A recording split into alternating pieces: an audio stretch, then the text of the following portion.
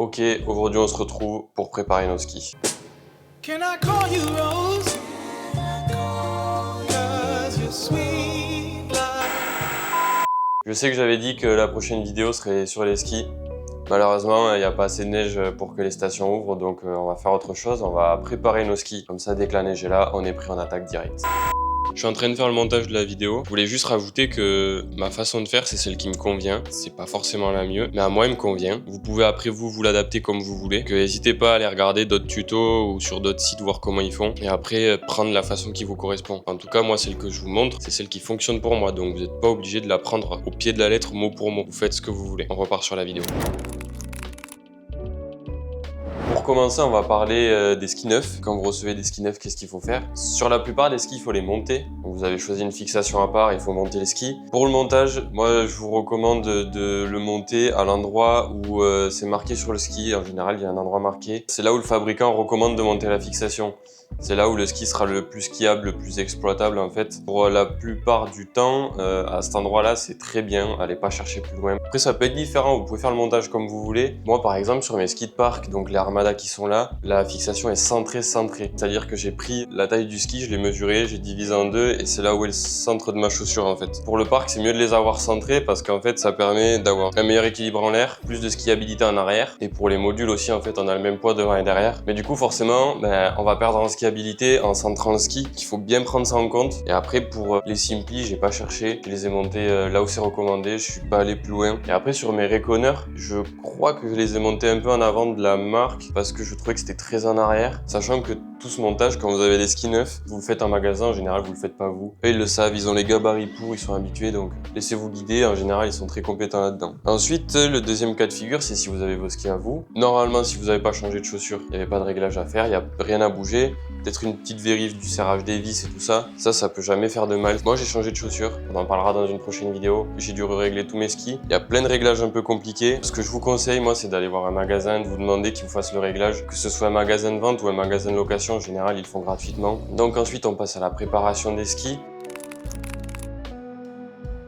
Pareil, deux cas de figure, vous avez un ski neuf. Généralement, le ski neuf est déjà farté et affûté d'usine. Moi, je les affûte pas forcément. Les skis, les Simply, j'ai mis un petit coup dessus. Même si j'affûte pas l'écart, j'enlève ce qu'on appelle le fil. Ça arrive souvent quand l'écart sont un peu trop affûtés, on a l'impression d'être sur un rail et de pas arriver à skier. Donc ça s'enlève avec une petite gomme abrasive que vous passez. Vous insistez bien au nose et au tail du ski. Au milieu, vous passez un petit coup. C'est toujours bien d'avoir ça dans la poche, au cas où on sait jamais. Après, pour ce qui est des Armada, encore c'est particulier, c'est des skis de parc. J'ai bien insisté sur enlever l'écart, donc j'ai passé la gomme plusieurs fois et j'ai limé la carre sous la fixation parce que quand on va passer sur les modules, sinon le ski va s'accrocher au module. C'est pas le mieux parce qu'on peut se faire très mal et on peut aussi casser la carre et casser le ski. Il suffit que la carre tape un endroit où la limaille du module sort un peu et on casse la carre. C'est pour ça que je l'enlève et c'est pour ça que ça accroche pas au début, donc il faudra que je fasse quand même attention sur les premiers modules. Quand c'est un ski neuf, donc je l'ai fait sur la Armada et les Simply, moi je fais un premier fartage au fer, donc je fais couler le fart, je l'étale bien comme il faut et je racle direct. En fait, ça va enlever toutes les poussières qu'il peut y avoir d'usine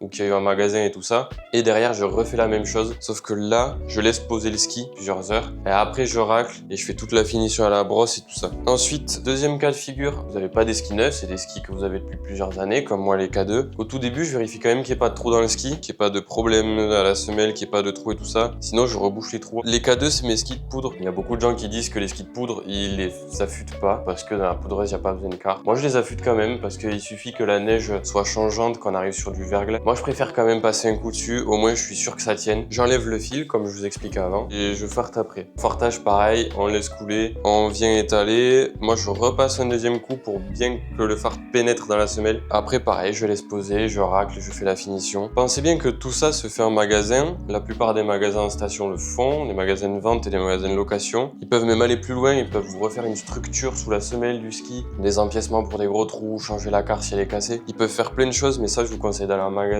Autant pour l'entretien, fartage et tout ça, vous pouvez le faire vous-même. Il y a des packs qui existent avec tout dedans. Le fer, les peines fart, la petite lime pour affûter. Ça existe, ça s'achète, c'est pas très cher. Et on s'y retrouve à acheter ça au final. Si vous préférez vous le faire vous-même, vous pouvez. Moi, pour l'entretien des skis, en général, je le fais toutes les 3-4 sorties pour que ça glisse bien et surtout pour entretenir le ski parce qu'il y a beaucoup de gens qui le font pas souvent. Pour la majorité des gens, ils le font en début de saison. Ça leur dure toute la saison. Alors ça dépend la fréquence à laquelle vous skiez, ça dépend comment vous voulez skier. Moi, je sais que je le fais toutes les 3-4 sorties maximum et même plus, ça dépend de l'état de la neige. Ça dépend aussi des trous sous la semelle, par exemple. Je sais que mes skis de poudreuse vont être beaucoup plus sujets à des trous, même si je les skie moins souvent. Voilà, il faut toujours vérifier l'état de ses skis et tout ça. J'espère que les explications ont été assez claires. N'hésitez pas à vous abonner à la chaîne, à mettre un petit j'aime et si vous avez des questions, à me les poser en commentaire. Allez voir aussi mon TikTok et mon Insta, c'est là où je mets que mes vidéos sortent et il y a d'autres choses dessus. On va croiser les doigts pour que la neige tombe, mais j'espère que la prochaine vidéo sera sur la neige maintenant qu'on a les skis fartés et préparés. Il manque plus que la neige. Mais sur ce, on se voit sur les skis dans la prochaine vidéo. Allez, la bise.